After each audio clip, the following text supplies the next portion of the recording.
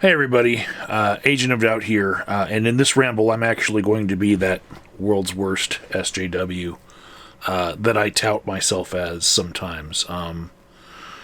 This is a response to a video by Firecharger, somebody I've responded to a few times over the years. If you look at my channel, you can just search his name and see my responses. But you know, I've been getting back into watching, you know, some of the YouTubers I've been following over the years, and actually, acutely today, I was looking at Kiros 1 video, trying to get another clue as to his identity, not to dox the guy, but his last video was from a hospital, and he left some comments on a Kazoom video, and I actually suspect he might have died of coronavirus.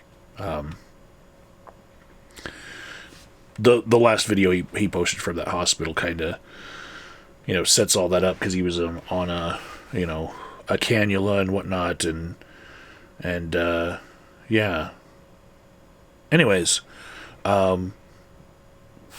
went down the rabbit hole of looking at the name that he gave to everyone as his real name, and I couldn't find an obituary and whatnot. And I just started, you know, getting sidetracked. I watched this Firecharger video, and, you know, he had made videos prior to going to Guatemala on a mission trip where I responded to those, and so I was like, oh, look, he's got a video about his mission trip, so I'll check it out.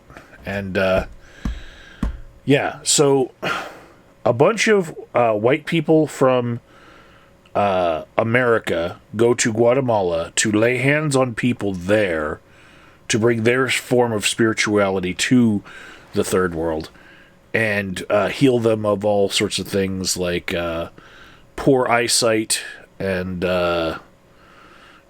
pain, dolor, and they're speaking slightly better Spanish than I can, and I imagine it's because they're immersed in it in Guatemala. But I just had to wonder, like, are American missionaries racist? Because Firecharger, he said that there's a special idea that he keeps in mind when he's laying hands upon people to use the healing power of his belief in Jesus Christ, right? And I will share that with you right now. I've queued it up. Here it is. So I prayed for him twice, and the way that I do it is with dominion in mind. The scripture says that, you know, God has given us dominion. I'll post the two most relevant scriptures on the screen, but... And so the two most relevant scriptures he posts, one is Psalms 115, 16, and it says, "The heaven, even the heavens, are the Lord's, but the earth hath he given to the children of men." And then the second one is just from Genesis, right? It's Genesis 1:26. "And God said, let us make man in our image, after our likeness, and let them have dominion over the fish of the sea, over the fowl of the air, and over the cattle, and over all the earth, and every creeping thing that creepeth upon the earth."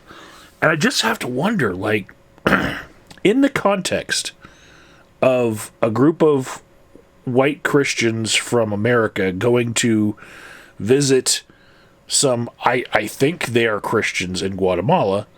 I don't know everyone who they were visiting there were Christians, but I just assume in that country they're majority Christian, and they were basically visiting Christian places, like, you know, churches there, you know, and so they're bringing their white people in America spirituality to the brown people of Guatemala, and performing healings that these people in Guatemala, who have their own connection to ostensibly Jesus Christ, they couldn't perform on their own without a special trip from the white people in America going down to Guatemala. And I see this played out like over the course of my life in all sorts of stories of mission trips of people going to third world countries to spread the word of Jesus Christ and lay their hands on people and heal them of things. And I wonder, are we doing it in a way where we think that we have dominion over them because we are their keepers? And if that's so, do you actually equate these people in Guatemala to being like the fowl of the air, the cattle, and every creepy thing that creepeth upon the earth? Because there's just a striking difference between you and them. You're the white people from America, and they're the brown people from Guatemala. It's very, very obvious when I'm watching the video that all the people that were having the hands laid upon, they were, downtrodden people from Guatemala that were not of the same racial background as Firecharger. And yeah, it disturbs me a little bit to think that you're considering them to be under your dominion just because God said that, all the beasts of the planet are supposed to be yours to be the wardens of and have dominion over and take care of. It's just like this. It's this white man's burden bullshit that I've heard from pre-Civil War era Southerners, that they felt like they had to take care of the black man on the plantation because without them they would just be savages. They wouldn't be able to take care of themselves in a modern society, so they had to be taken care of. So it was the white man's burden to take care of them.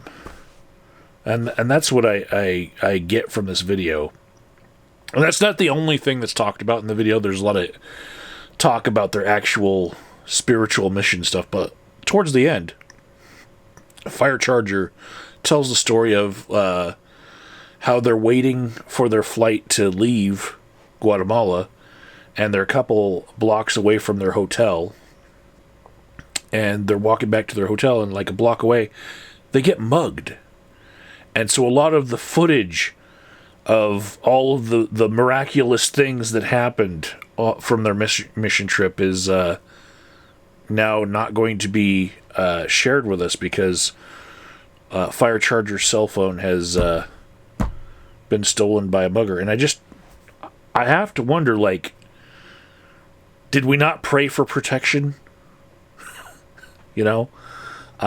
Is this part of God's strange plan to spread the message that he can heal people by hiding the video footage of him healing people, by at the last minute having it snatched out of the hands of a YouTube vlogger and maybe pawned away in some Guatemalan pawn shop by a mugger?